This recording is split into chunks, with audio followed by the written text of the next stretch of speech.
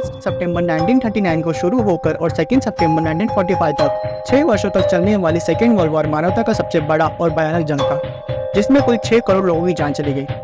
इसे अगर हम आगे ब्रेक करें तो हर दिन 2700 लोगों की जान जाती थी।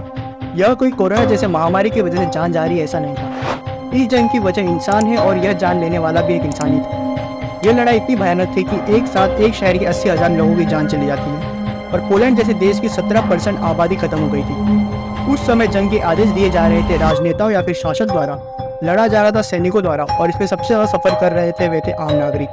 प्रणाम दोस्तों, मेरा नाम है अजय और रियल टॉक्स टीवी पर आपका स्वागत है। आज हम जानेंगे सेकेंड वर्ल्ड वॉर में होने वाले सबसे भयानक घटना जो है अमेरिका का जापान पर बम।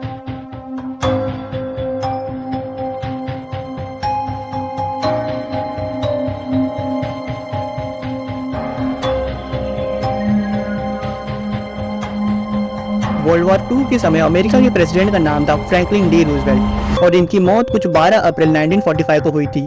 और इनकी मौत के बाद जो अगले प्रेसिडेंट बने उनका नाम था हैरी ट्रूमैन। हैरी ट्रूमैन के प्रेसिडेंट बनने के कुछ महीनों बाद ही अमेरिका ने एटॉमिक बॉम्ब का टेस्ट सफलतापूर्वक पूरा कर दिया था और 1945 तक बहुत से देश जैसे जर्मनी, इटली पूरी तरह सरेंडर कर चुके थे। लेकिन जापान एक अकेला देश बचता है जो अभी तक जंग लड़े जा रहा था। वे अभी भी चाइना के कुछ इलाकों पर हमला करते रहते। जापान का प्लान था कि वे एशिया के बहुत से आइलैंड पर अपना कब्जा कर उन पे कॉलोनीज बनाए, जिन पर पहले से ही अमेरिका, ब्रिटेन, डच जैसी कंट्रीज का कब्जा कर रखे थे।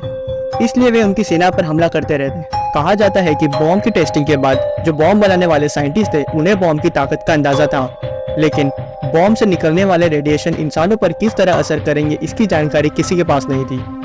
बॉम्ब इस्तेमाल करने के पहले नए अमेरिकी प्रेसिडेंट ने जापान को बिना किसी शर्तों के सरेंडर करने के लिए प्रपोजल भी भेजा, जिसमें लिखा था कि अनकंडीशनल सरेंडर करो नहीं तो इसका अंजाम बहुत बुरा होगा। लेकिन बहुत बुरा का असली मतलब जापान के लोगों को पता नहीं था और फिर जापान के तानाशाह हिरोहितो ने उसे ठुकरा दिया। अब फिर से बात आ जाती है कि जापान को कैसे रोका जाए, तो इस पे एक निर्णय निकल के आता है कि जापान पे पूरी तरह से ग्राउंड अटैक किया जाए और इसके तानाशाह को जड़ से ही हटा दिया जाए। लेकिन ऐसे करने में तो बहुत सी अमेरिकी फौज के सैनिकों की भी जान जाएगी। फिर अब दूसरा रास्ता आता है कि एटॉमिक बॉम्ब का इस्तेमाल किया जाए। अमेरिकी प्रेसिडेंट की ओर से जापान पर बॉम्ब गिराने का आदेश दे दिया जाता है और फिर 2 एटॉमिक बॉम्ब जिसका नाम था लिटिल बॉय और फैट मैन जापान के नजदीकी आइलैंड टिनियन तक पहुंचा दिया जाता है। दिन था 6 अगस्त 1945। ऊपर आसमान एकदम साफ था। B-29 बॉम्बर जो प्लेन था उसके पायलट थे कर्नल पॉल डब्ल्यू टिबेट्स। इन्होंने इस बॉम्बर प्लेन के टिप पर अपनी माँ का नाम पेंट करवाया था जो था इनोला के।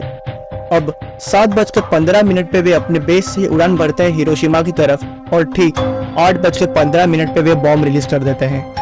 बॉम्ब को ठीक 45 सेकंड लगते हैं जमीन तक पहुंचने में और प्लेन के पायलट के पास भी इतना ही समय था कि वे अपना प्लेन मोड़कर बॉम्ब की लोकेशन से जितना दूर हो सके उतना दूर निकल जाए। बॉम्ब के एक्सप्लोड होने के बाद उस जगह का टेम्परेचर सडनली 7000 डिग्री सेल्सियस तक पहुंच जाता है और हिरोशिमा के 3.5 लाख की आबादी वाले शहर में से लगभग 70,000 लोग तुरंत मारे गए और वर्ष के अंत तक मरने वालों की संख्या 1 लाख से अधिक हो गई थी।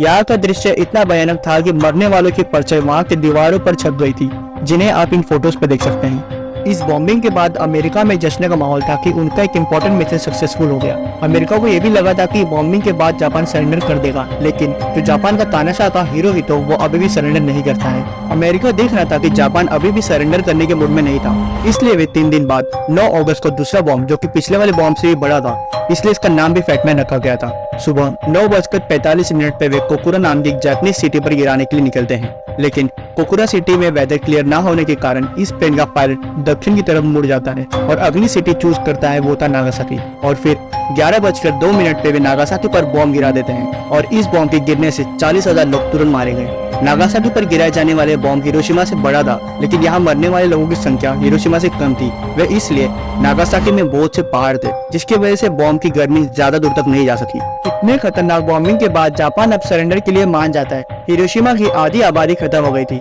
इतना ही नहीं, वहाँ के स्कूल्स, हॉस्पिटल, यहाँ तक कि 300 डॉक्टरों में से सिर्फ 30 डॉक्टर इस बॉम्बिंग से बचे थे। इस इंसिडेंट के बाद दुनिया को समझ में आया कि न्यूक्लियर बॉम्ब इंसानों के लिए कितना खतरनाक हो सकता है और यही पहली और आखिरी बार था जब इस बॉम्ब को यूज किया गया था। न्यूक्लियर बॉम्ब किसी भी देश के पास अगर हो तो ये बड़ी जिम्मेदारी का काम होगा कि इसका इस्तेमाल ना करें। उम्मीद करता हूँ आपको ये वीडियो इन्फॉर्मेटिव लगी होगी और अगर पसंद आया तो प्लीज इस वीडियो को लाइक कीजिए और अपने दोस्तों के साथ भी इसे शेयर कीजिएगा। धन्यवाद।